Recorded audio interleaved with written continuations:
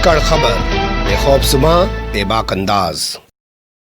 धाकड़ खबर के news room से मैं आपके साथ हूं अकरम रईस खान। साउथ इंडिया यानी कि दक्षिण भारत का सिर्फ एक राज्य ऐसा है जहां पे भाजपा की सत्ता है। आप समझ गए होंगे मैं कर्नाटक की बात कर रहा हूं, और कर्नाटक में भी जो जलवा है वो सिर्फ BS येदियुरप्पा के दम से है।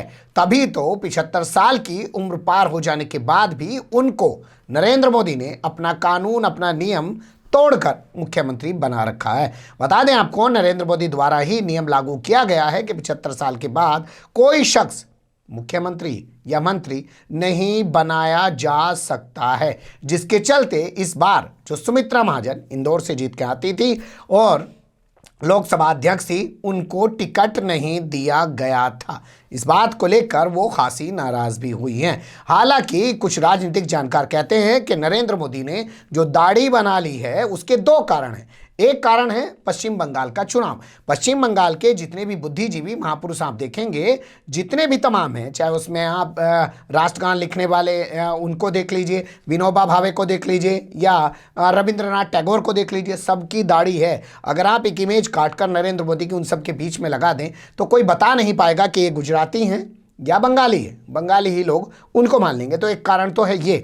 दूसरा कारण लोग ये मानते हैं कि 2024 में अगर तीसरी बार भी NDA की सरकार बनी या भाजपा की सरकार बनी तो फिर प्रधानमंत्री बनना तो मुश्किल हो जाएगा नरेंद्र मोदी के लिए, क्योंकि 75 साल की उम्र वो पार कर चुके होंगे। तो ऐसे में वो क्या काम करेंगे? जैसे सरकार फिल्म आई थी, अमिताभ बच्चन ने उसमें उसका बाला साहब ठाकरे की भूमिका निभाई थी, जो सरकार बनवाते हैं, सरकार में खुद नहीं बैठते हैं लेकिन सरकार कहलाते हैं। वैसी भूमिका में नरेंद्र मोदी आ जाएंगे।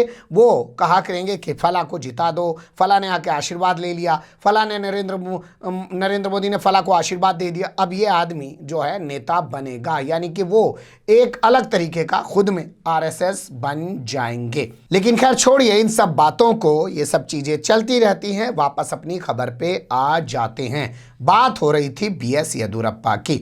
तो BS येदियुरप्पा 75 साल की उम्र पार करने के बाद भी मुख्यमंत्री बने हुए हैं। वो अपने दम पे भाजपा की सरकार बनाए हुए हैं। ये सब किसी से ढका छिपा नहीं है, लेकिन ये भी किसी से ढका छुपा नहीं है कि उनके खिलाफ कर्नाटक में भाजपा के अंदर बगावत चल रही है।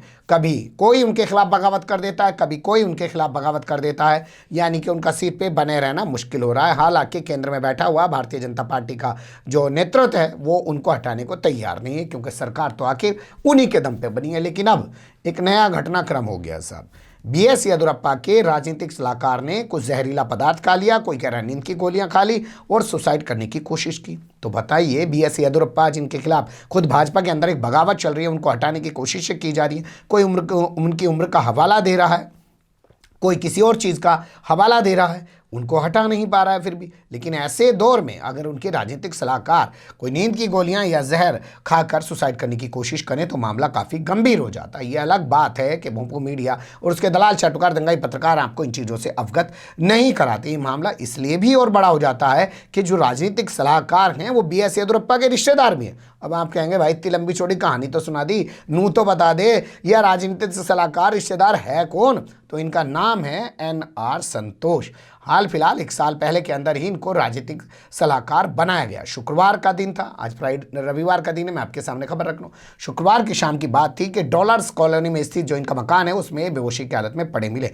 आनंद फानन में इनको रमैया मेमोरियल हॉस्पिटल ले जाया गया, जहां अभी इनकी हालत स्थिर बताई जा रही है, यानी कि इनको बचा लिया गया। हालांकि अभी भी ये डॉक्टर की निगरानी में पूरी तरह से बने हुए हैं। मामला सामने आने के बाद BS येदियुरप्पा पहुंच गए हॉस्पिटल और उन्होंने वहां पे हालात का जायजा बाहर निकलने के बाद पत्रकारों ने उनसे पूछा क्या आखिर आपके राजनीतिक सचिव ने क्यों जहर खाकर अपनी जान देने की कोशिश की? तो उन्होंने कहा शुक्रवार को तो मेरे साथ थे, अच्छा खासा टाइम उन्होंने बिताया, कहीं नहीं लग रहा था कि वो तनाव में थे। अब अगर उन्होंने ऐसा कदम उठाया है तो मैं पता करने की कोशिश करूंगा उनसे और उनके परिवार के लोगों से कि आखिर उन्होंने इस तरीके का कदम क्यों उठाया है।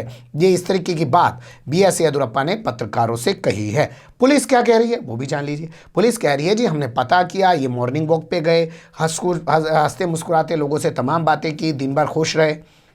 फिर इन्होंने इस तरीके से ऐसा क्यों किया, हम भी पता लगाने की कोशिश कर रहे हैं कि आखिर इनके सुसाइड करने के पीछे क्या वजह हो सकती है। तो पुलिस भी ऐसी बात कर रही है और वो भी ऐसी बात कर रहे हैं। अब यहाँ पे थोड़ा सा एनआर संतोष का प्रोफाइल देख लीजिए। एनआर संतोष, जैसा मैंने बताया, बीएस येदियुरप्पा के रिश्तेदार हैं, ये उनकी एक बड़ी पहचान है, लेकिन उनकी इससे भी बड़ी एक पहचान है। आप जानते हैं ऑपरेशन ब्लैक कमल चला था, कर्नाटक के अंदर कांग्रेस के विधायकों को तोड़ फोड़ लिया था, उन्हें ले आके मुंबई में रख लिया था, बाद में सरकार को गिरा दिया था। जानते हैं उसको किसने अंजाम दिया था सारी चीज़ों को पर्दे के पीछे से?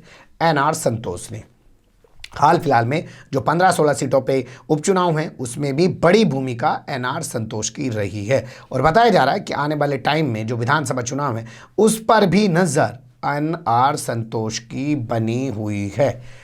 तो ऐसे में एनआर संतोष को राजनीतिक सचिव बना दिया गया था। उनके खिलाफ पार्टी के अंदर और कई मंत्रियों ने बगावत कर दी थी। उनका विरोध किया जा रहा था कि आखिर किसी रिश्तेदार को राजनीतिक सलाहकार क्यों बनाया गया है। यहाँ पर भी नरेंद्र मोदी का फार्मूला लागू होता है कि कोई भी शख्स अपने किसी रिश्तेदार को अपना सेक्रेटरी नहीं बना सकता। लेकिन यहाँ तो 75 साल की उम्र पार करने के बाद भी सीएम बने बैठे बीएस येदियुरप्पा ने अपने रिश्तेदार को अपना राजनीतिक सचिव बना दिया, यानी कि पॉलिटिकल सेक्रेटरी बना दिया। इसके बाद विरोध हो रहा था, तो क्या उसी विरोध से परेशान होकर इन्होंने सुसाइड किया है या पर्दे के पीछे की कुछ और कहानी है? और क्या वो कहानी कभी निकल कर सामने आने वाली है या आ पाएगी?